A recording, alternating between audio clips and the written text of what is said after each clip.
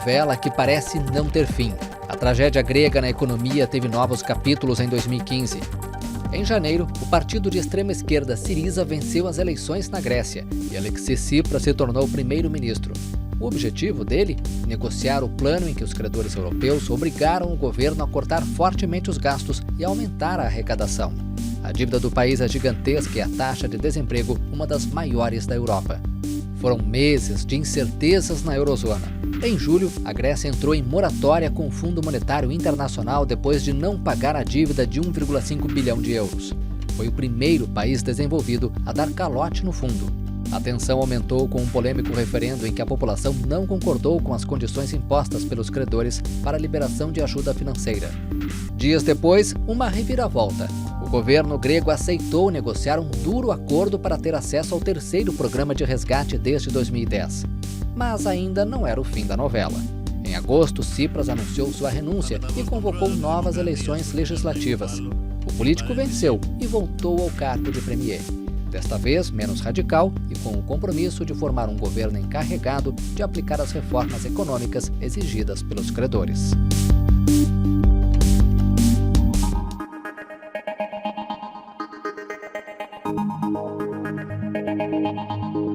Um gigante em desaceleração assustou os mercados.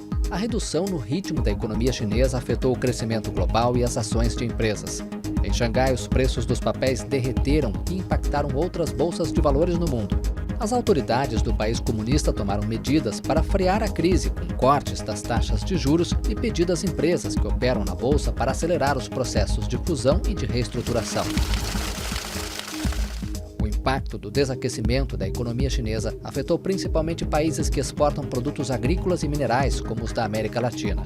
Mesmo assim, o gigante asiático continua sendo um dos maiores compradores dos produtos latinos e quer aumentar esse comércio. Para ampliar a presença na região, o primeiro-ministro chinês Li Keqiang visitou a Colômbia, o Peru e o Chile. O premier também esteve no Brasil. Os dois países assinaram acordos em diversos setores que somam mais de 50 bilhões de dólares.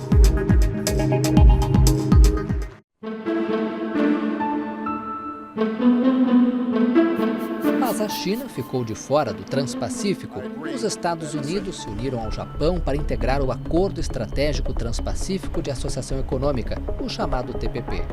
12 países do Pacífico, incluindo Chile, México e Peru, selaram um pacto para criar a maior zona de livre comércio do mundo. Os países que vão participar do TPP representam juntos 40% da economia mundial.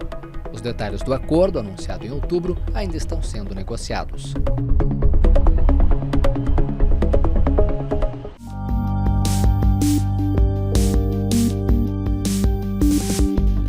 No mundo corporativo, um escândalo. A Volkswagen admitiu ter equipado 11 milhões de carros em todo o mundo com um software de manipulação de dados de emissão de poluentes. As ações da gigante alemã derreteram na bolsa de valores. O governo alemão ordenou um controle minucioso de todos os modelos da marca Volkswagen. O caso foi descoberto nos Estados Unidos, que anunciou a abertura de uma investigação penal. O escândalo levou à renúncia do presidente da empresa, Martin Winterkorn.